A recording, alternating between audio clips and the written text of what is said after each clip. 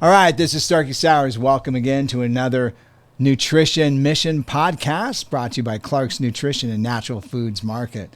Cool moment today. I thought we'd talk a little bit about creatine. There's a lot to be said about creatine. I'm going to kind of delve into some ideas on creatine, but I also want to kind of challenge you. A lot of people out there have some preconceived ideas about creatine. And I kind of feel like creatine's starting to finally get out of the clouds, so to speak, with that. Because creatine, for the most part, was used dominantly as what we call an ergogenic aid. An ergogenic aid is something that aids you in athletic performance, right? So ultimately, I think a lot of people kind of looked at creatine and basically stated, oh, that's like a steroid, so we don't want to be using steroids. So we're going to kind of demystify the creatine moment. So a couple little things. First of all, every single animal cell has creatine in the form of creatine phosphate.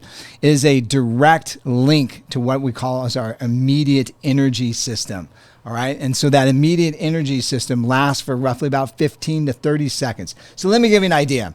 All right. So you come home and let's say hypothetically you walk in the door and you realize there's a guy robbing me in my house and you bolt.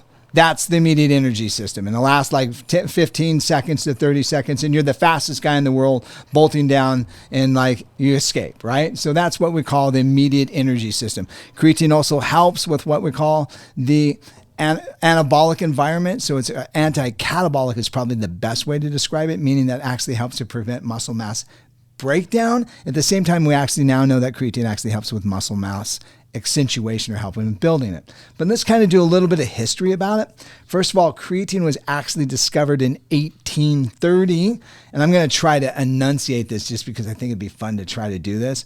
He's a French scientist, Michael Eugene Cherval, and I think that's actually enunciated correctly. He actually did a bunch of research, found that creatine was found in every cell. Specifically where you're going to find it in the cells is in the cytoplasm. In cells that are abundant energy cells, there's going to be more creatine. All right, so let's kind of go through that. So let's think of abundant energy cells. Let's think of your heart, okay? Your heart beats all day long, and guess what? It's got to have creatine, right? Organ tissue, so liver, as well as other different types of things, as well as muscle tissue, very concentrated in creatine, all right? So it kind of gives you a little bit of history. You actually have it. How much creatine does your body have? It roughly has about 2 grams to about 3 grams of creatine stored in it on a daily basis. And believe it or not, depending on the type of diet you have, you can actually reduce the tank or the amount of creatine that you have. The more you lean towards a vegetarian diet, the more deficient, and I said deficient, you're probably going to be in creatine, which of course means you're also going to be the one that's going to probably respond the most to creatine as far as some of the benefits, especially when it comes to athletic performance or things of that nature. So let's just kind of keep cruising through here. It is one of the most researched nutritional supplements on the market. Coenzyme Q10 probably comes in second. There's more research on creatine than anything else you could probably get your hands on, which is kind of like a fun moment. We're seeing creatine creep into everything. Energy drinks, as well as nootropics, which is mental alertness. Believe it or not, it's great for brain fog, okay? It's one of the things, the reason why you're seeing it in nootropics. If you don't know what nootropics are specific ingredients that help you mentally perform better, okay? All right, so then let's keep rolling through this. So obviously it's one of the best selling supplements in any health food store. Creatine use in the first decades of the 20th century actually was kind of unique. We actually see some research and use for things such as heart disease, as well as for diabetes. If that doesn't surprise you, I'd be surprised, right? All right. So I really think that's kind of interesting because we actually find that creatine seems to help to manage blood sugar, making it just that much better of a supplement for use. All right. So let's talk a little bit about some athletic use. All right. The 1960s, the Soviets start using creatine because they know the benefits. So what's kind of tweaky about creatine is this. They were doing injections as well as other different ways of using creatine. So what we know about creatine is this is like, it's needed for all the muscle contraction that goes on for what we call in highly intense and intermediately intense exercise. So let's get specific on that. What does it mean? Sprinters, as well as weightlifters, as well as shot putters, as well as wrestlers, and all these different categories that kind of fit into this or kind of probably see some of the best benefits with creatine. Now, that said, before we get too far, because I don't want to lose your attention if you're like, well, I'm an endurance athlete. Well, creatine also helps to supercompensate load glycogen and also helps to hydrate more efficiently when you're using creatine. So if you're a long endurance athlete, creatine actually probably would have benefits for you as well. Okay, so let's get rolling. Like I said, the 1960s, we actually see that the Soviets start using it. Remember, by this time, it's the Iron Curtain. You know, they've got the whole communism thing going on, which of course fails, by the way, just a heads up. If you find any communist society, they all eventually fail because you got just a bunch of thugs at the top taking all the money. All right, so anyways, that said, ultimately what happens is the iron doors close. Nobody's actually seeing some of the research these guys are doing. But here's what we do know.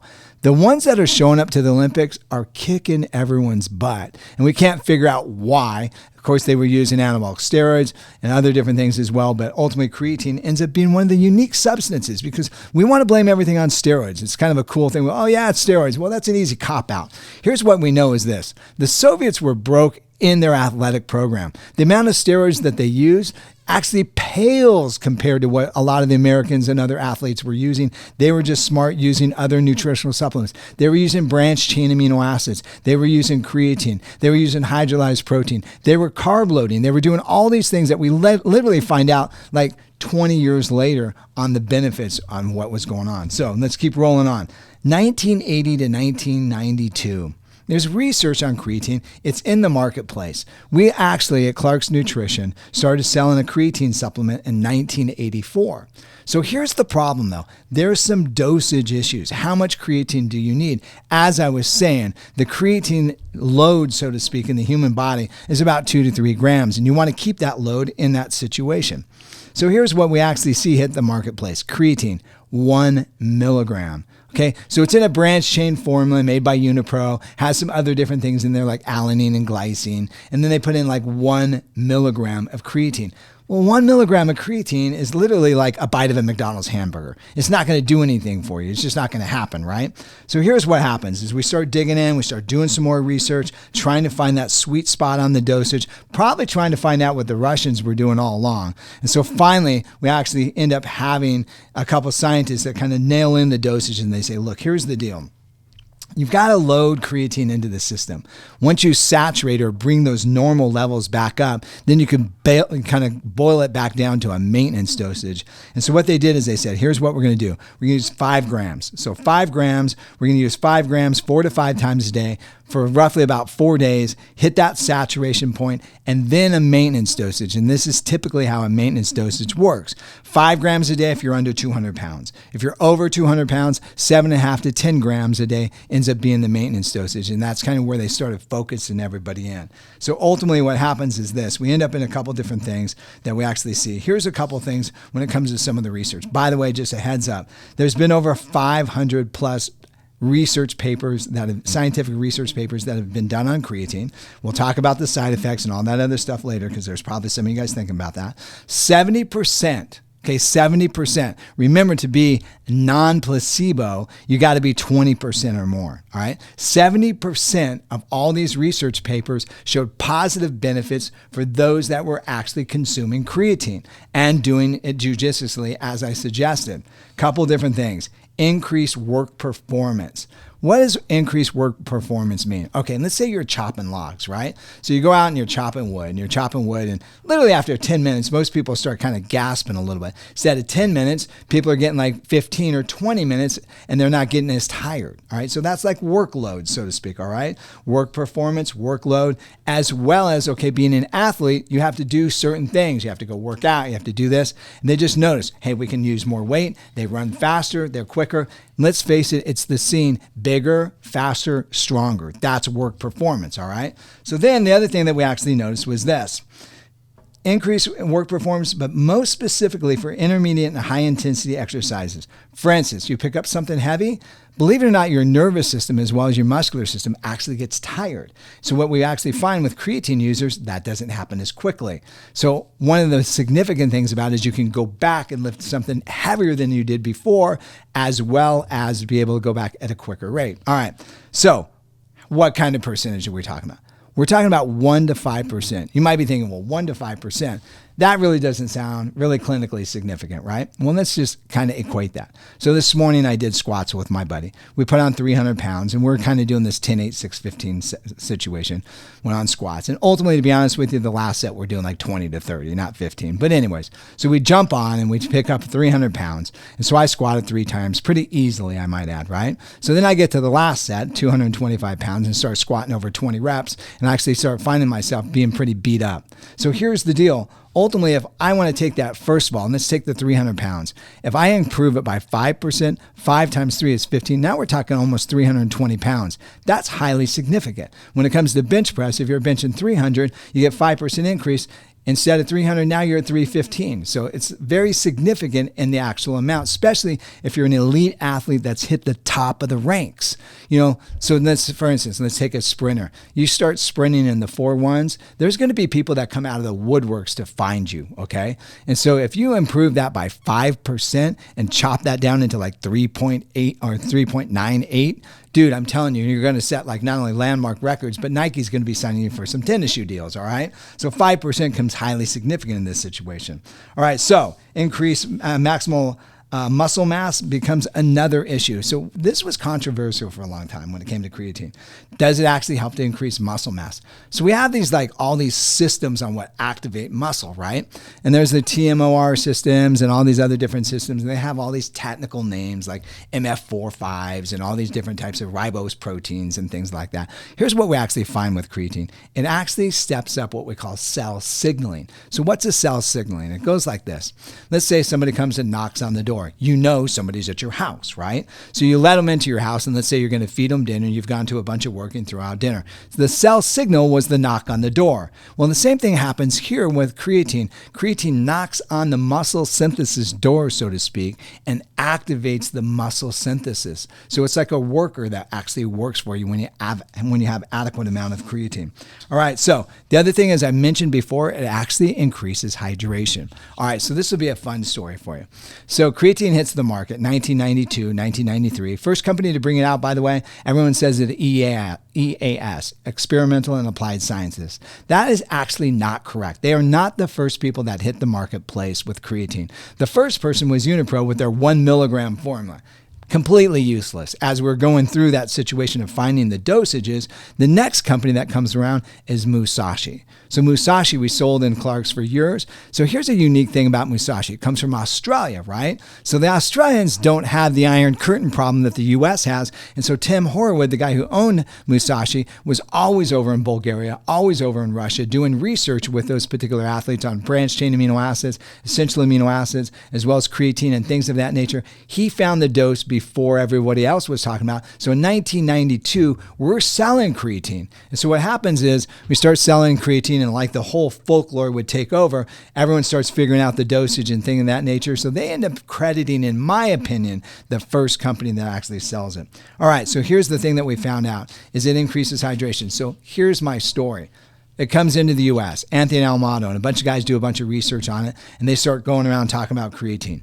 So I looked at all the studies, and I said, look, there is, without a question, as you said, there's an increase in work performance. There's an increase in total weight lifted. There's increases in speed. All these different things are going with it. But I also noticed this.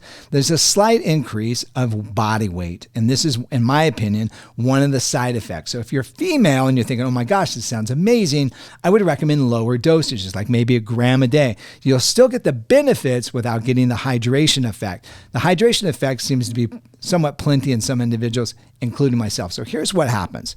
I'm weighing, 169, 170 pounds.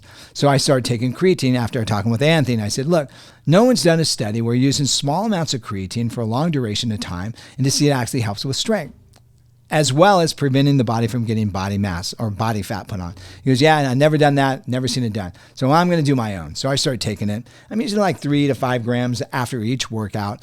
and I'm working out 3 days a week. So time goes on. This starts in September. And I notice, hey, check it out. My bench press, it's going over 300 pounds. My squats are going up. Everything's going up. The only thing that wasn't going up was to my chin-ups. Here's the reason why. I'm checking my body fat every week. Body fat looks good. Everything looks on the money. In fact, my body fat actually started to reduce. People come in the store and know me forever and go, dude, you look good, man. What's up? You look bigger than ever. Your waist looks trim. I'm like, yeah, I'm using creatine. Okay, great salesman for creatine. So finally, April comes along. And my wife says, hey, it's our anniversary. We're going to go up to, we're going to go to Santa Barbara. I go, okay, great. She goes, I bought you some shorts. Well, at the time at Clark's, we were allowed to wear shorts to work. And I just wore Levi's shorts, the baggy ones. Remember the baggy ones we're in? You probably can't even find those at a thrift store anymore. In fact, I got on skinny tight jeans right now. 5 years from now, maybe that'll change. But the bottom line is, I wasn't checking my body weight. I was checking my body fat, but not my body weight. And so you got Levi's and they kind of expand a little bit, right? So my wife goes out and buys me pleated shorts, nice looking shorts. I go to put them on.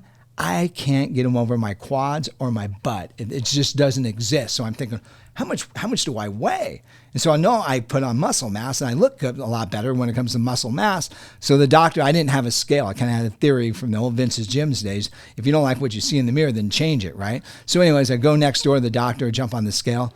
192.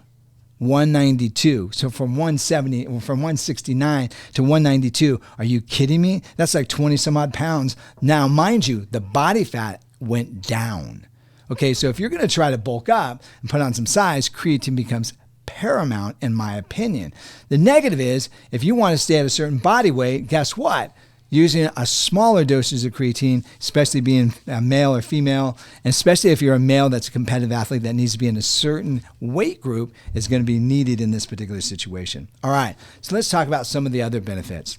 Believe it or not, nootropics, as we were talking about before. Nootropics is a situation where we're using nutrients to enhance our mental cognition.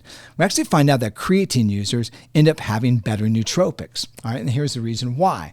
Creatine increases ATP. Remember how I was talking about the cell and the energy and the immediate energy system and all those different things? Well, what creatine does is it rejuvenates ATP at an accelerated pace. And so because it rejuvenates ATP, that means your brain is going to be awake. So when it comes to brain fog, guess what? It works amazing for brain fog. So now let's go a little bit further than that. We actually find out that creatine actually helps with neurological situations. They're doing research with Parkinson's. They're doing research with Alzheimer's. They're doing research with all different things with creatine and actually find out that creatine works effectively in a lot of these areas. So creatine not only is excellent for muscle, but it also ends up being a great signal. And so here's another thing here. So let's talk about creatine in this light. The other thing about creatine that's highly significant is this. Creatine not only is good for cognitive benefits, but it's also extremely effective for head injuries. All right? So let's say you have a kid that plays football. Okay, 16, 17 years old. By the way, I'm an advocate for creatine. If you want to look up some creatines, look information on creatine, go to ISSN, International Society of Sports Nutrition, and get their specific, they call them position papers. Get their position papers on creatine. They advise people 16 and above that are in athletic sports to use creatine. So here's one of the reasons why. Using creatine actually prevents damage from head trauma. Significantly. So if you're an athletic player that's doing rugby, you're doing lacrosse, you're doing any type of rules, especially like, football or Australian rules football, things of that nature, creatine, in my opinion, is dominant. Now, here's another thing said about creatine I think that's really important too. One of the things when it comes about creatine and its side effects is this, okay? So let's get this out of the way and then I'll finalize with a couple of things. First of all, side effects. You can get some GI upset when you use creatine. So if you're using creatine, you got to be careful because you might want to have to use a smaller dosage. Otherwise, it might cause like a cleansing effect on you. So eating it with a meal post-workout oftentimes is much better than using it before a workout, which would make sense because you think if I use it before a workout, I'm going to get more endurance and stamina. Yes, I agree. If you're going to do it, use it an hour before, all right, or at least a half an hour. Give it time to work through the system. If you're going to use it, though, for recovery and ultimate benefit long-term, afterwards actually works really well. So Here's one other thing to remember about this. Creatine loads, as you're doing the loading, as well as you're using it on a regular basis, you'll end up having more creatine or creatinine in your bloodstream. So what happens is the doctor sucks the blood out, sees a higher creatinine levels. Oh my God, your kidneys are being damaged. No, that's not the case. You quit using creatine for a couple of weeks at those high dosages. By the way, you probably won't get that in the low dosages. So use it, get away from it, go back, hit a blood test. 99% of the time it's going to come back unless there's a pre-existing condition. Always check with the doctor to make sure. Just be smart. Don't be an idiot. Don't just go do your own thing if you think that might be an issue. That said, typically the other thing to remember is this. If you're on one of the diets that are really popular right now, such as like the carnivore diet, if you're doing carnivore diet and you're eating meat all the time, your creatinine levels are going to be up as well. Here's the reason why. Believe it or not, literally a McDonald's hamburger probably has 1 gram of creatine in it. So when you think about this, people go out and they eat hamburgers all the time. You're probably getting 1 gram of creatine each and every time, which, by the way, if you're vegetarian, you are going to be the least amount of creatine consumed per person. Ultimately, one of the best responses for an athlete that's vegan or vegetarian or thing of that nature, they should be on creatine. You're crazy not to be. So let's talk about where we get creatine from. It's synthesized. The body actually synthesizes. It uses amino acid glycine, uses amino acid arginine, uses the amino acid methionine, synthesized in the liver. So obviously what they're doing is they're doing biofermentation processes, and they're actually, for lack of better terms, growing creatine off of mold masses, and that's basically how we get creatine nowadays. So it's 100% vegan, vegetarian. All right? So here's the other thing. Let's go back to old school. Let's hit the old school moment. Everybody knew back in the day, the 1930s, the 1940s, if you're an athlete, you're going to take liver, okay? I mean, the reason why you're going to use liver is a couple of things. Number one, we actually find out it had creatine in it. The other thing we know, of course, it had coenzyme Q10 in it. The other thing that we also know that it had in it, it also had B vitamins, it also had multiple different things in it. So what happens is liver was the dominant source. So here's what we did back in the 80s, 70s, and 80s. We took 100 liver tablets a day. I know that's crazy, right? But it's food. So we're taking 100 liver tablets a day, and we're putting on 10 or 15 pounds. Well, guess what? It was from the creatine. Now you get this purified source. Don't get me wrong. If you want to do the liver challenge, that's fine. But ultimately what happens in this situation, creatine is a lot easier, a lot cleaner to use. So my challenge for you is this. If you're not a creatine user and you're like me, so right now I'm in a situation, I'm dieting for a competition. I don't want any extra weight. So when I finish doing the competition, I'm going to probably use literally 1 gram a day. So here's what we know is this. The old folks like me, the 61 years and older, it's actually for the brain benefits, the nootropic benefits, as well as maintaining muscle mass, preventing you from losing muscle mass, in my opinion, ends up becoming empirical. All right. So hopefully this kind of eases some of your questions about creatine. At the same time, one of the challenges I'll have for you is I want you to think it a different way. If you have kids, you have young kids that are in sports, one of the things that always comes up is there's anabolic steroids that kind of creep in. One of my biggest reasons why I think creatine is a thing that would be abundantly used in high school sports, it's a deterrent. It's a deterrent. It prevents teenagers from, because when you use it, you're going to see some immediate benefit as an ergogenic aid. So it deters teenagers from wanting to use things such as anabolic steroids to improve performance. Safe, effective, and something that, in my opinion, not only helps the brain, prevents from injuries and things of that nature, but the research on it just stacks up, and it's got to be one of the best things. All right, so that kind of gives you some update. I felt like we should just do a whole segment. We've talked about this throughout a few of the podcasts, kind of bring it all together, give you some info about creatine. Hope this one lands hard on you. All right, thanks again for listening.